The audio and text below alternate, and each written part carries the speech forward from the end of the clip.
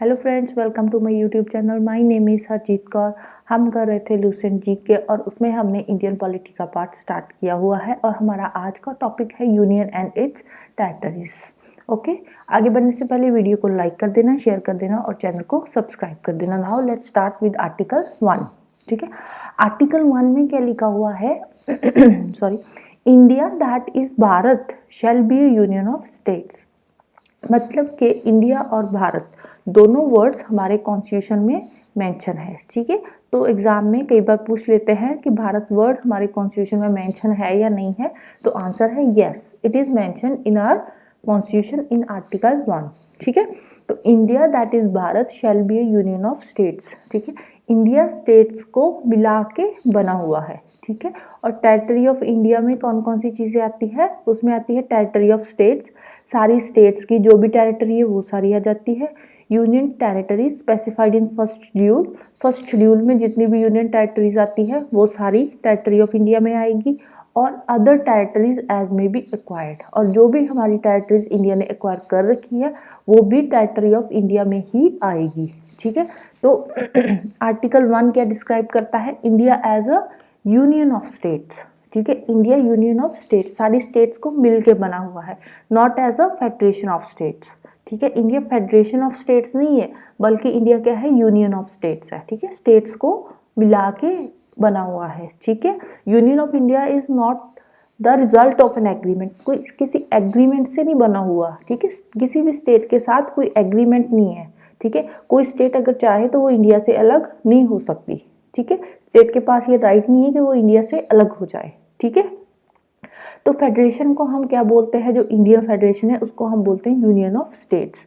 क्यों बोलते हैं? क्योंकि ये इंडिस्ट्रक्टिबल है, इसको तोड़ा नहीं जा सकता, किसी भी स्टेट को इंडिया से अलग नहीं किया जा सकता, तो इसलिए हम इसको क्या बोलते हैं? Union of states. राइट, तो अब जो यूनियन ऑफ स्टेट्स हमने फ्रेज हम यूज कर रहे हैं, इसमें यूनियन टेरिटरीज नहीं आती। ठीक है, तो जो एक्सप्रेशन है टेरिटरी ऑफ इंडिया, ठीक है, टेरिटरी ऑफ इंडिया में क्या आता है? सारी स्टेट्स आ जाती है, यूनियन टेरिटरीज आ जाती है, और जो भी टेरिटरीज इंडिया ने एक्वायर कर रखी है वो सारी की सारी किस में आती है?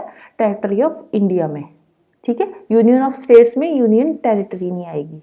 ठीक है, इन दोनों फ्रेजेस में ये एक छोटा सा डिफरेंस है, इसको याद रखना। ठीक है, कई बार पूछ सकते हैं। तो अब जो स्टेट्स है, ठीक है, स्टेट्स और यूनियन टेरिटरीज, ठीक है, ये सारी की सारी हमारे फर्स्ट शेड्यूल में मेंशन है। कितनी यूनियन टेरिटरीज है, कितनी स्टेट्स है, ये सारी की सारी हमारे सॉरी शेड्यूल्स में, फर्स्ट शेड्यूल में मेंशन कर रखी है। ठीक है, तो अब टोटल हमारी कितनी स्टेट्स है और कितनी यूनियन टेरिटरीज है? ठीक है, ये आपके लिए एक क्वेश्चन है, आप मुझे नीचे कमेंट बॉक्स में बताओगे। ठीक है, हो सकता है वीडियो में आगे भी आपको इसका आंसर मिल जाए, बट फिलहाल के लिए आपके लिए ये एक क्वेश्चन है। ठीक है, तो constitution empowers the parliament for the admission और एस्टेब्लिशमेंट ऑफ न्यू स्टेट्स। ठीक है, कॉन्स्टिट्यूशन पार्लियामेंट को ये पावर देता है कि पार्लियामेंट कोई भी नई स्टेट को एडमिट या एस्टेब्लिश कर सकती है। ठीक है, नेक्स्ट आता है हमारा आर्टिकल 2। आर्टिकल 2 क्या देता है? पार्लियामेंट में by law admit new states into the union of India और establish new states on such terms and conditions as it deems fit. ठीक है, पार्लियामेंट नई स्टेट्स को एडमिट कर सकता है। ठीक है, हमारी यूनियन ऑफ इंडिया में कोई भी नई स्टेट अगर बनती है तो उसको इंडिया में एडमिट कर सकता है, या कोई भी नई स्टेट इस्टेब्लिश भी कर सकता है अगर वो कंडीशन सारी फिट होती है। ठीक है, हमारे हिसाब से तो हम नई स्टेट को हमारे इंडिया में एडमिट कर सकते हैं। ठीक है, अब पार्लियामेंट ने पहले कौन कौन सी जो स्टेट्स है उसको इंडिया में एडमिट किया हुआ है? वो है कुछ फ्रेंच सेटलमेंट्स है, कुछ पोर्चुगीज सेटलमेंट्स है। ठीक है, फ्रेंच सेटलमेंट्स कौन कौन सी है? पौंडीचेरी हो गई, कराइकल हो गई, माहे, येनम। ठीक है, ये कौन कौन सी है? ये है हमारी फ्रेंच सेटलमेंट्स जो इंडिया में एडमिट की हुई है। ठीक है, कुछ पोर्चुगीज सेटलमेंट्स है, वो कौन कौन सी है? गोवा हो गई, दमन एंड दीव एंड सिक्किम। ये कौन सी है? ये पोर्चुगीज सेटलमेंट्स है जो इंडिया में एडमिट हो चुकी है इंडिपेंडेंस के बाद। ठीक है, नेक्स्ट आता है आर्टिकल 3। आर्टिकल 3 क्या कहता है? ये पार्लियामेंट को पावर देता है कि पार्लियामेंट नई स्टेट बना सकती है by altering boundaries of existing states. ठीक है, से फॉर एग्जांपल अगर हम बात करें आंध्र प्रदेश की, तो आंध्र प्रदेश क्या था? पहले एक स्टेट था, उसके बाद उसको डिवाइड करके 2 स्टेट्स बना दी, तेलंगाना उसमें से अलग कर दिया। ठीक है, तो कोई भी एग्जिस्टिंग स्टेट की बाउंड्रीज को अल्टर करके हम 2 स्टेट्स बना सकते हैं, हमारा पार्लियामेंट के पास ये पावर है, ठीक है, कि हमारा पार्लियामेंट 2 स्टेट्स बना सकता है एक स्टेट को की बाउंड्रीज को अल्टर करके, ठीक है। और भी बहुत सारे एग्जांपल्स हैं, हमारी नेक्स्ट वीडियो इसी पे बनेगी, रीऑर्गेनाइजेशन ऑफ स्टेट्स पे, तो हम वहाँ पे देखेंगे कौन कौन सी स्टेट्स को तोड़ के 2 या 3 बनाया गया है, ठीक है। नेक्स्ट आता है जम्मू एंड कश्मीर एंड लद्दाख, ठीक है। रिसेंटली अभी जम्मू कश्मीर और लद्दाख को यूनियन टेरिटरीज में कन्वर्ट किया है, तो अब हम देखते हैं कैसे किया है और कब किया है, ठीक है। अगस्त 2019 में, ठीक है, पार्लियामेंट ने अप्रूवल दे दिया था और लेजिस्लेशन ने भी इसको प्रूव कर दिया था कि जो जम्मू कश्मीर है, स्टेट है जम्मू कश्मीर, उसको सेपरेट करके उसको 2 यूनियन टेरिटरीज में चेंज कर देना है, ठीक है। 2 यूनियन टेरिटरीज बना दी इसको, और फाइनली इसको 31 अक्टूबर 2019 को सेंट्रल गवर्नमेंट ने इम्प्लीमेंट कर दिया। Union territory of Jammu and Kashmir बना दिया और एक बना दिया यूनियन टेरिटरी ऑफ लद्दाख, ठीक है। अब हमारे इंडिया में ये फर्स्ट टाइम ऐसे हुआ है कि किसी भी स्टेट को डाउन साइज करके उसको यूटी में बदल दिया, ठीक है। तो अब टोटल कितनी यूटी हो गई? 9, ठीक है। ये अब बात है 31 अक्टूबर 2019 की, ठीक है। इसके बाद का हम बाद में देखेंगे यूनियन टेरिटरीज कैसे बढ़ी है या कम हुई है, ठीक है। फिलहाल के लिए 31 अक्टूबर 2019 को कितनी यूनियन टेरिटरीज बन गई थी? 9, ठीक है। और स्टेट्स रह गई 28, ठीक है। पहले 29 स्टेट्स थी, जम्मू कश्मीर स्टेट से यूनियन टेरिटरी बन गई तो टोटल रह गई 28 स्टेट्स और यूनियन टेरिटरी बन गई 9, राइट। नेक्स्ट आता है जम्मू कश्मीर के पास, आप देखो पहले जब तक स्टेट थी जम्मू कश्मीर, तो जम्मू कश्मीर में हुआ करता था बाईकैमरल लेजिस्लेचर, ठीक है। बाईकैमरल में क्या होता है? 2 हाउसेस होते हैं, ठीक है।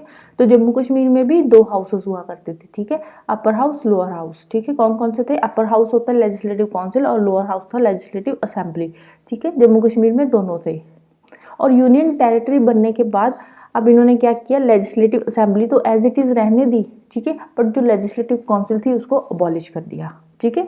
अब जम्मू कश्मीर में क्या है? लेजिस्लेटिव असेंबली है और एक चीफ मिनिस्टर है, जैसे कि पौंडीचेरी में भी है, ठीक है।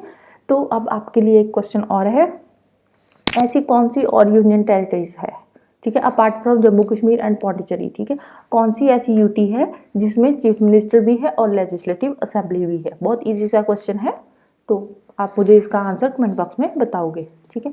अब जो लद्दाख है, जम्मू कश्मीर में तो इन्होंने लेजिस्लेटिव असेंबली बना दी और एक चीफ मिनिस्टर बना दिया, ठीक है, बट जो लद्दाख है उसको कौन गवर्न करेगा? लेफ्टिनेंट गवर्नर, ठीक है, और उसमें 2 हिल डेवलपमेंट काउंसिल्स बना दी, ठीक है, लद्दाख में। अब लद्दाख को कौन गवर्न करेगा? Lieutenant governor, right. तो अब जम्मू कश्मीर का जो अपर हाउस था स्टेट लेजिस्लेटिव काउंसिल, उसको अबॉलिश कर दिया। कब अबॉलिश किया था? अक्टूबर 17, 2019 को, ठीक है, एज पर section 57 of Jammu and Kashmir reorganisation act 2019, ठीक है। इसके तहत जम्मू कश्मीर की लेजिस्लेटिव काउंसिल को इन्होंने अबॉलिश कर दिया, ठीक है। और जो जम्मू कश्मीर की स्टेट थी उसको रीऑर्गेनाइज करके 2 यूनियन टेरिटरीज में बदल दिया, union territory of Jammu Kashmir and union territory of Ladakh, right. अब जो लद्दाख की यूनियन टेरिटरी है उसमें इन्होंने बना दिए 2 डिस्ट्रिक्ट्स, कौन कौन से? एक कारगिल और दूसरा लेह, राइट। नेक्स्ट हमारा टॉपिक आता है merger of Daman and Diu and Dadra and Nagar Haveli, ठीक है। अब पीछे मैंने बताया था कि 31 अक्टूबर 2019 को हमारे पास 9 यूनियन टेरिटरीज थी, ठीक है, बट उसके बाद क्या हुआ? 3 दिसंबर 2019 को, ठीक है, एक बिल पास हुआ, ठीक है, जिसमें दमन दीव एंड दादरा एंड नगर हवेली ये दोनों यूनियन टेरिटरीज को मिला के एक यूनिट बना दिया, ठीक है, एक यूटी बना दिया इन दोनों को मिला के, ठीक है। राज्यसभा में ये बिल पास हुआ वॉइस वोट के थ्रू, ठीक है, लोकसभा में ऑलरेडी नवंबर में पास हो गया था, ठीक है। उसके बाद ये एक बन गई और हमारे पास टोटल यूटीज कितनी रह गई? 8, ठीक है। आज की डेट में हमारे पास टोटल यूटीज कितनी है? 8, ठीक है। तो the merged UT will be named as Dadra and Nagar Haveli and Daman and Diu, ठीक है। नई यूटी का क्या नाम रख दिया? Dadra and Nagar Haveli and Daman and Diu, ठीक है, और इसका हेडक्वार्टर बना दिया दमन में, right. So this is for today. If you have any doubt you can ask me in comment box, right. और हमारा जो नेक्स्ट टॉपिक होएगा नेक्स्ट वीडियो का वो होएगा reorganisation of states, right. Thank you, bye bye and have a nice day.